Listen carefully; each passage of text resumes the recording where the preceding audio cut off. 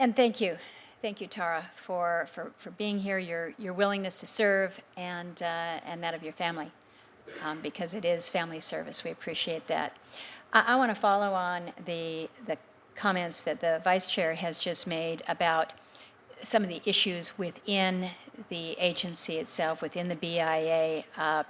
It is really disconcerting to see the news reports that you've just had this individual resign, step down, be fired, but then further to learn that you've had investigations that are going on that speak to widespread, allegedly widespread harassment problems within the Bureau of Indian Affairs. And I think it goes to the challenge, the charge that you heard from both Senator Tester and from Senator Heitkamp.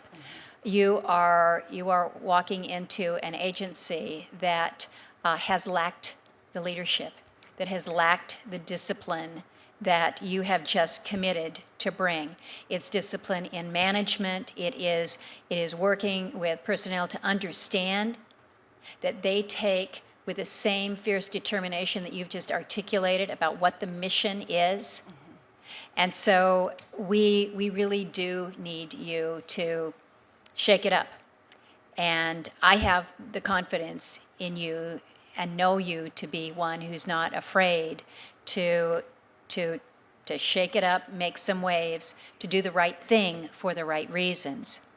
One of the things that I have heard as I have talked to colleagues about you and your background, they seem a little bit uncertain because I'm such an unabashed proponent of the fact that this will be the first Alaska Native woman nominated to this position. And they're a little worried that you might be too Alaska-centric, that you don't have that breadth of understanding with regards to tribes in the lower 48. Can you just speak to that part of your portfolio and your skill set, and give my colleagues assurance that you will be the Assistant Secretary for BIA and all of Indian country, including our Alaska Native peoples? Sure. Thank you for your question. Senator Murkowski, when you remove geography from the equation, the social issues that Alaska Natives and American Indians and Native Hawaiians face are the same. Mm-hmm. I come from a region that has 638 compacting to deliver health care. I come from a region that has a regional tribal housing authority. I come from a region that had BIA as part of our school system. And then you look at the social issues that we face in Alaska: opioid, meth, addiction, domestic issues, educational challenges.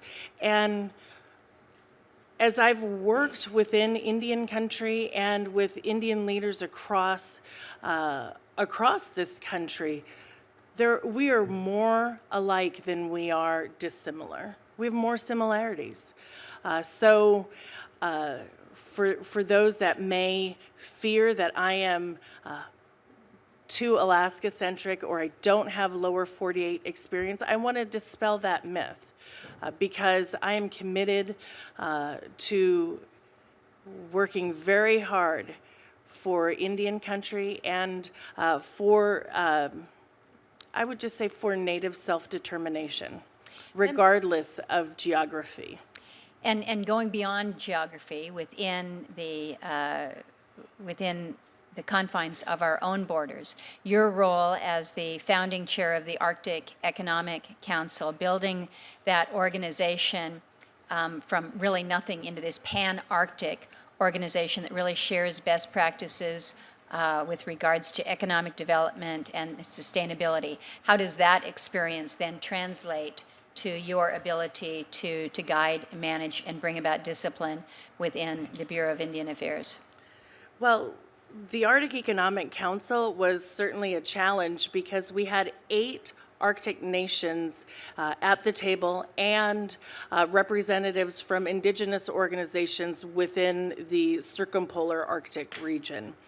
And starting with a budget of 0 and no administrative offices, permanent offices, we had to get to work and build an economic association that represented the economic needs of the people of the Arctic.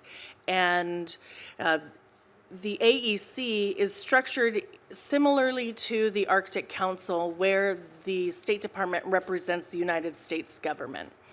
And the chairmanship terms mirror the same terms that you will find within the Arctic Council. So they're 2-year terms, much like, I believe, what would be left in this appointment here.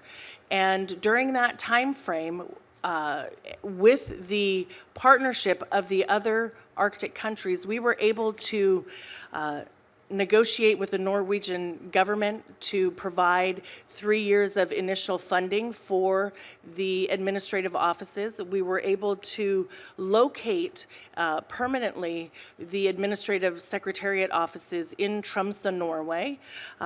We were able to establish an international organization with protocols and rules of procedure that help govern and guide the discussions about economic development in the circumpolar Arctic.